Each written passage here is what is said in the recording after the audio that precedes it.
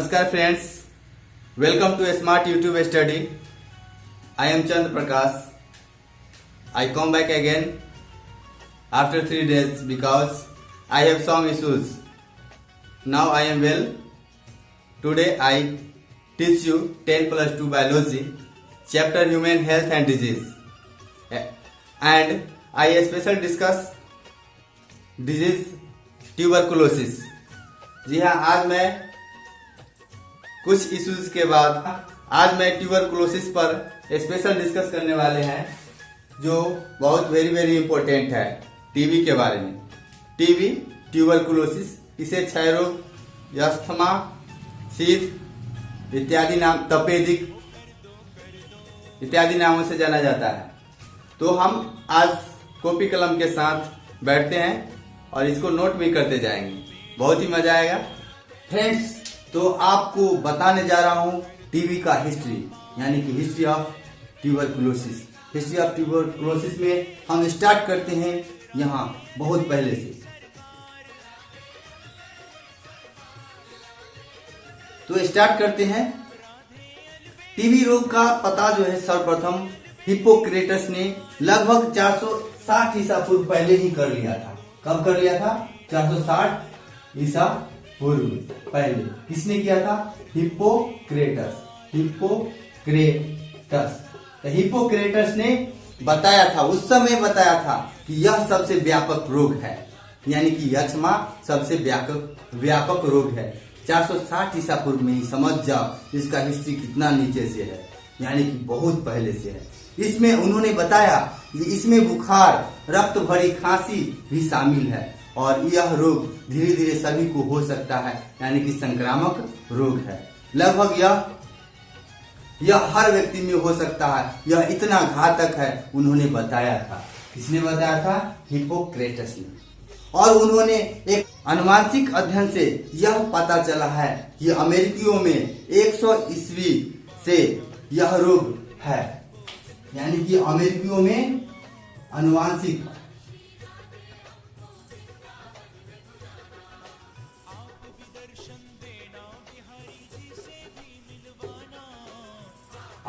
शोध के अनुसार अमेरिकियों में 100 ईस्वी से यह रोग मौजूद है.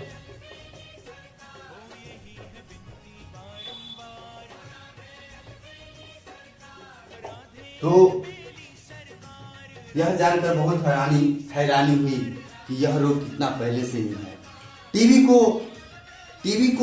टीबी नाम बहुत वर्षों तक नहीं पड़ा, यानी कि लगभग 1820 ईस्वी तक यह रोग को लोग एकल रोग के रूप में नहीं पहचान पाया, यानी कि 1820 ईस्वी तक यह रोग को एकल रोग के रूप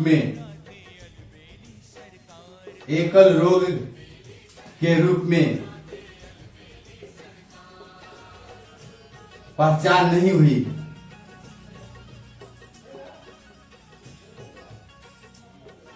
यानी कि लोगों में यह भ्रम की स्थिति बना रहा 1820 ईस्वी तक. समझ जाओ, 100 ईस्वी ऐसा अनुमान है ईसा पूर्व से ही यह रोग है, लेकिन अब आनुवंशिक शोध में यह पता चला कि 100 ईस्वी में अमेरिकियों में यह रोग मौजूद था. लेकिन इतने वर्षों के बावजूद भी यह रोग का एकल रोग के रूप में पहचान नहीं बन पाया. एकल रोग का मतलब ये है कि यह रोग का कोई नाम होना चाहिए. तो यह बिना नाम का ही 1820 ईस्वी तक रहा दुनिया में और तबाही मचाते रहा. इतना तबाही की मत नाम लो. बाद में चल कर के 1839 ईस्वी में, कब? बाद में 1839 ईस्वी में इस रोग का पता चला. इस रोग का पता एल सोलाइन द्वारा चला और उन्होंने बताया ट्यूबरकुलोसिस. L saline. किसके द्वारा? एल सलाइन द्वारा पता चला और नाम दिया क्या चीज? ट्यूबरकुलोसिस, यानी कि तपेदिक अब जाकर के 1839 ईस्वी में इसका नाम का सिर्फ पता चला। दोस्तों समझ जाओ यह कितना घातक है। तब जाकर के अब इसके नाम पता चलने के बाद इसके रोकथाम और इसके इलाज का खोज शुरू होने लगा। और इस प्रकार से 1838 से 1845 ईस्वी के बीच एक प्रयोग किया गया डॉक्टर जॉन क्राघन के द्वारा। कब? तो 1838 से 1845 के बीच में एक प्रयोग किया गया डॉक्टर जॉन क्राघन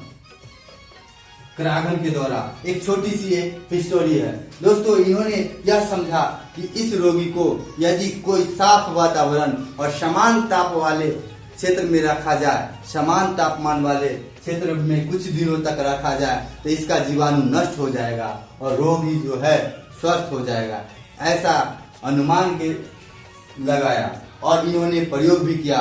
10-15 लोगों को जो टीबी से ग्रसित थे उनको लेकर के इन्होंने गुफा में चला गया और उन लोगों को समान तापमान पर कुछ दिनों तक रखा। तो दोस्तों यह जानकर हैरानी होगी कि वहाँ रोग तो ठीक नहीं हुआ, लेकिन रोगी की मृत्यु हो गई। इस प्रकार से उनका प्रयोग असफल रहा। असफल रहा। उसके बाद आगे की खोज प्रारंभ हुई। इसके बाद माइकोबैक्टीरियम टपेदिक बैसिलस, माइकोबैक्टीरियम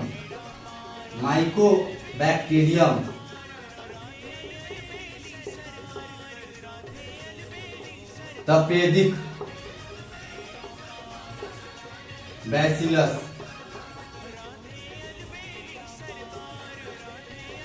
की पहचान 1882 ईस्वी में रॉबर्ट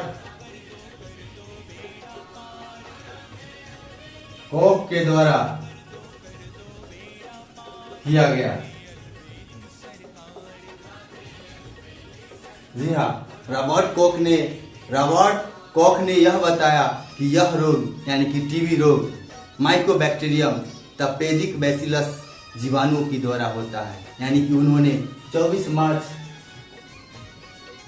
1882 ईस्वी को यह पता लगाया और इस खोज के लिए उन्हें नोबेल पुरस्कार भी मिला।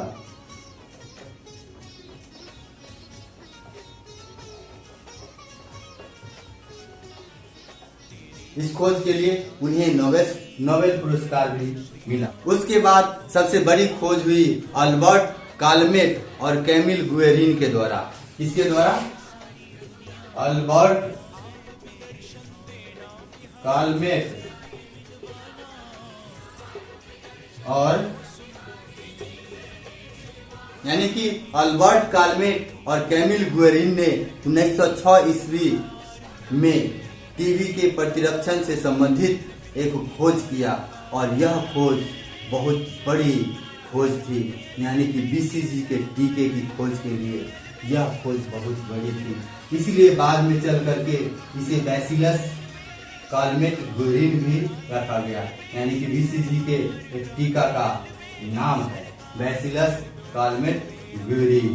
तो अल्बर्ट कालमेट और कैमिल गुएरिन के द्वारा जो खोज किया गया था उसी के आधार पर आगे चल करके बीसीजी के टीके बनाया गया और बीसीजी के टीके में इन्हीं का नाम आता है बैसिलस कालमेट गुएरिन। तो याद है बैसिल कालमेट गुएरिन। तो दोस्तों इसे याद कर लेंगे। बीसीजी का फुल फॉर्म भी हो गया। अब इसके बाद जो खोज हुई एक आश्चर्यजनक खोज थी बीसीजी के वैक्सीन का खोज। बीसीजी के वैक्सीन का मतलब है टीका।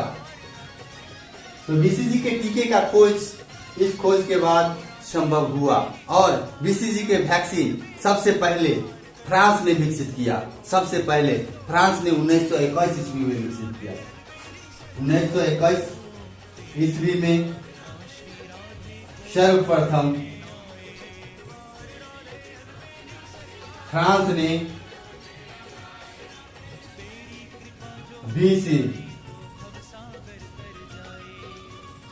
BCG वैक्सीन का प्रयोग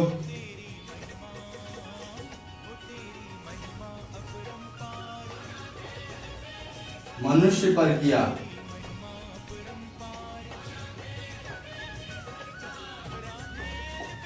इसीलिए बीसीजी के खोज का श्रेय फ्रांस को जाता है। तो बीसीजी के वैक्सीन का खोज हो गया दोस्तों। तो किसी भी रोग का वैक्सीन का खोज जब हो जाती है तो उस रोग को हम बढ़ने से, स्प्रेड होने से और उस रोग से जो मृत्यु होती है उसको कम करने में आसानी होगा, यानी कि मृत्यु दर को रोक देना। यानी कि बीसीजी के टीके का खोज जब हो गया तो मरने वालों की संख्या में अब कमी आएगी। तो इस प्रकार से बहुत भारी कमी हुआ मृत्यु दर में, यानी कि मोर्टालिटी रेट में बहुत कमी हुई। यहाँ तक कि 50% मोर्टालिटी रेट था उस समय, 100%, 90%, यानी कि रोग ठीक होने का कोई दवाई ही नहीं था। लेकिन वैक्सीन के द्वारा यह संभव हुआ। बाद में चलकर की और बहुत बड़ी कामयाबी हुई 1946 ईस्वी में। तो यह क्वेश्चन आपको आ सकता है, बीसीजी के वैक्सीन का सर्वप्रथम प्रयोग किसने किया, किस देश ने किया? तो फ्रांस ने किया। तो आपको यह नोट कर लेना है और आगे जो खोज हुई उसको बता रहे हैं। आगे सबसे बड़ी खोज ये थी कि बीसीजी का, यानी बीसीजी के खोज के बाद सबसे बड़ी खोज ये थी कि टीबी रोग का दवा क्या है, मेडिसिन क्या है। तो मेडिसिन का खोज भी एक बहुत बड़ी उपलब्धि है, टीबी के ऊपर जीत है।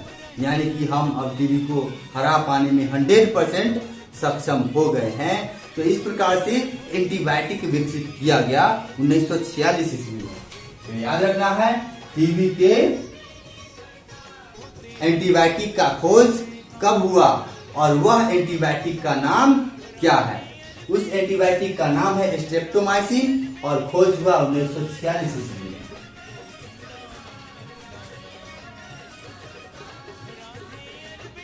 मेडिसिन का खोज हुआ 1946 ईस्वी में और उस मेडिसिन का नाम है स्ट्रेप्टोमाइसिन।